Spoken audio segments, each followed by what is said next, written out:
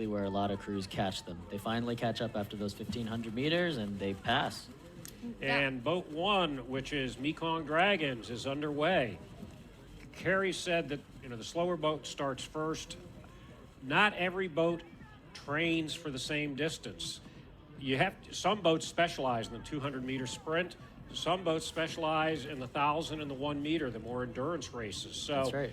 They may not have had a great 200-meter time, but they could be dynamite in a 2K because that's what they train for. Exactly. Now, and that's exactly how my team feels too. Yes. Could this be akin to track and field where some are sprinters and some are long-distance runners? Exactly. Certainly. Exactly.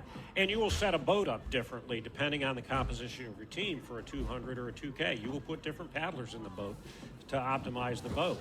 Oh, definitely, yeah. And I think that's interesting to see on the world level, too. I mean, you can see, and Mark has been to Worlds a number of times, you see teams like Team USA, for example, which tends to do very well in the longer distances. We almost always take the 2Ks, either us or Canada, whereas a team like Team China or the Philippines are generally very, very good at the sprints.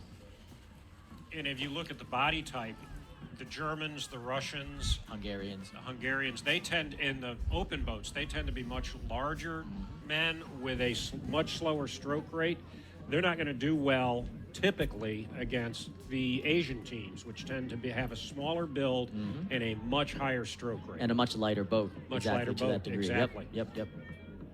So coming up through the line now is boat number 6. They've just started off. That's Northwind, based out of NorCal, San Francisco, Bay Area. Now, again, we don't want to necessarily say there are rival teams out there, but I will say there's a reason that Northwind and South Breeze both exist, and that their names are kind of opposites of each other. They're close friends, frenemies. Boat number 7 is now over the line with a blazing fast start, really nice high rate to try to get this boat moving as fast as they can. That's the Boston BBB, which, again, as we've said, we are not allowed to disclose what the BBB stands for because they will not tell us. And here comes boat 8.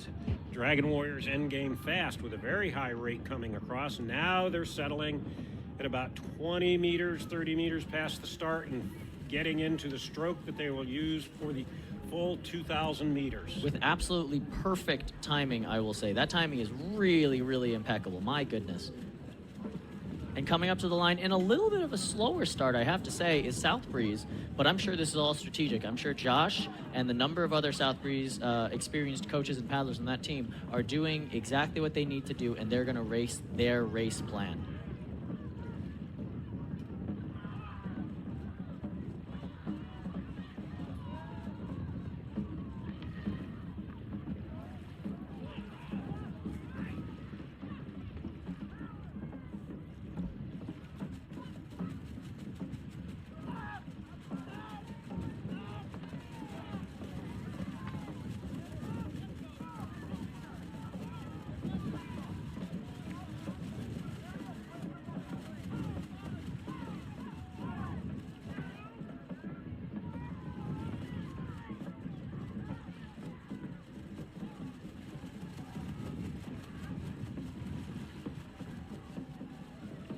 Now, just through the first turn, we have a number of crews. It doesn't look like we have any action yet. As Mark said, the first turn, it's sometimes kind of hard to catch a team on that first 500 meters.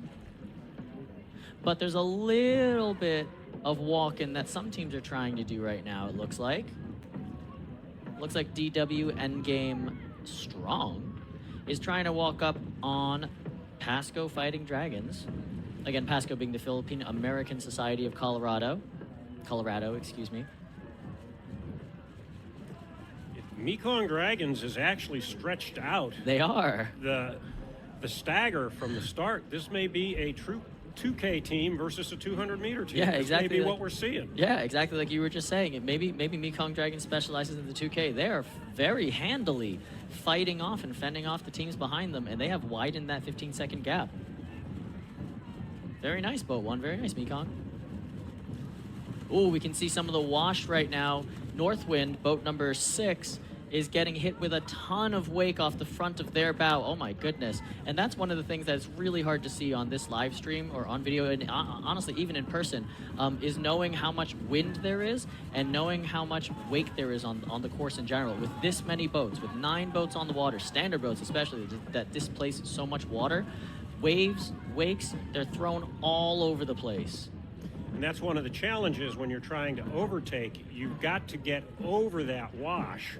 And then once you get over the wash, you go downhill. That's right. Now, Mekong Dragons are just going through their second turn. They clearly, all by themselves, could have taken that inside corridor, but it looks like that steerer either couldn't cut it or chose to take the outside for whatever reason. Now coming into the second turn is SFDW Endgame Strong. They have the inside line with their neon yellow hats, so Pasco Fighting Dragons are going to have to take the outside lane and give way to them. And SFDW is, in fact, taking that advantage. They're cutting nice and close to the buoy. Pasco is going way far out. They could have stuck in a bit closer. The steerer is trying to dig that oar in, but it's not quite deep enough. He needs to raise that oar further up so it's more vertical. Dragonheart Vermont is taking advantage of this, and they're cutting inside, and we're going to see if they're going to be able to pass Pasco on the inside this corridor. And even if you're not challenged, as we saw Mekong do, it is perfectly acceptable to go outside if you would like to. Exactly, Mark. Yes, you can take whatever line you'd like, and it looks like BTBC Titans are doing that right now. They're doing that as well. But their fellow Bostonians behind them, boat number 7, Boston BBB, are going to do the opposite of that. They're going to cut in real nice, close to those buoys, inside that turn corridor. This turn corridor is only 5 meters across, and there are buoys on both sides, so it's very, very easy to stay inside both. Dragon Warriors Endgame Fast, boat number 8, is now going into that turn as well. They're going to follow very closely behind Boston BBB. We're going to see if they can try to catch them later on, but it looks like South Breeze is unfortunately not catching up to DW as fast as I personally would have expected them to, although DW is of course a very, very strong team. That steer is really pushing down on that oar, really making that turn nice and beautifully tight. I think this is Keith on the helm here, down with South Breeze Premier Mixed, looking very strong. And he's drifting his boat over. Beautiful. That's a beautiful 2K turn right there. Very nice job. Northwind is having a very strong run in boat 6. Yeah, oh my God. They have made up the stagger to boat 5. They're Yeah. really having a strong race. Whew. That boat is flying right now, and the technique and timing are absolutely perfect there. I know I say the word impeccable a lot about timing, but truly, Northwind, congrats and props to you guys, because that you look incredible right now.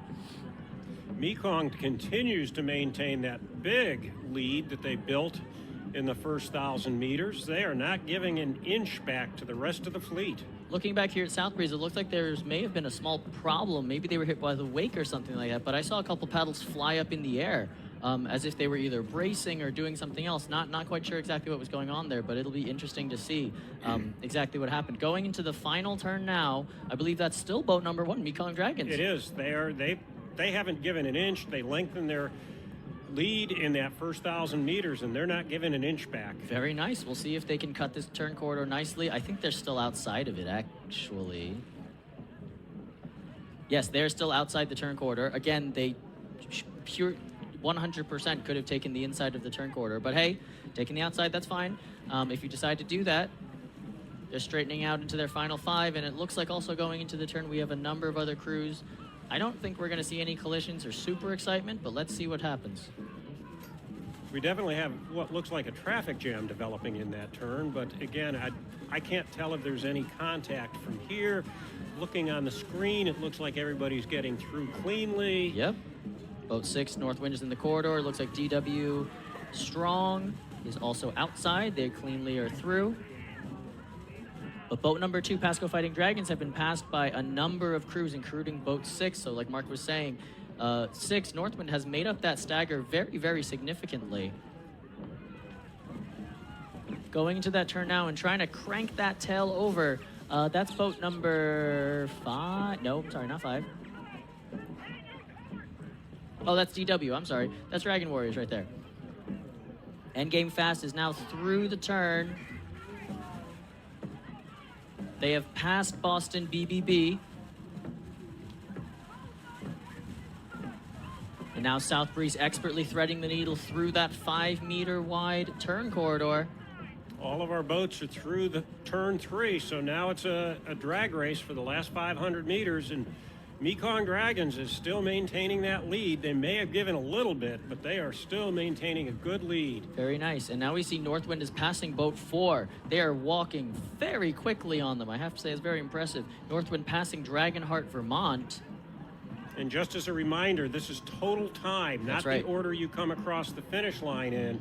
And with the performance that Northwind is putting on, passing all of the boats that were staged ahead of them, it's going to be an interesting result to see what the final times are. They've passed 5, 4, 3, and 2. The only boat they have not caught up with yet is boat number 1, which means they've made up a lot of time, 15 seconds on how many boats that they have passed.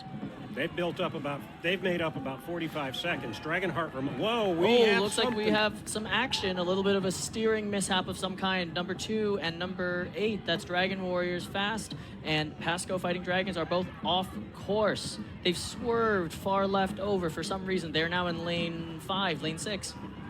Oh, goodness.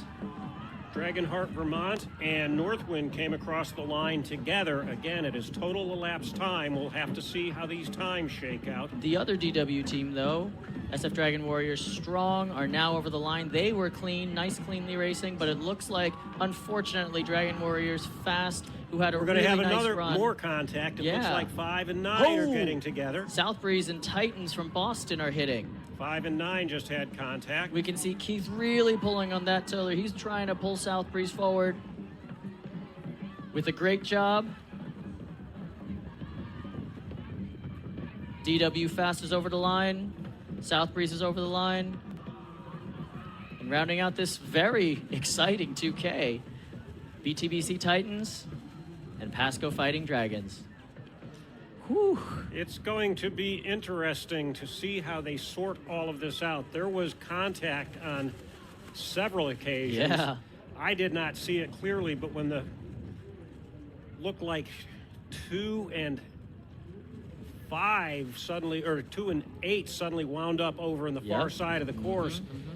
That could have been a contact situation as well when I first looked up and saw what was going on. I'm a little uncertain there, so I'm not going to make that call.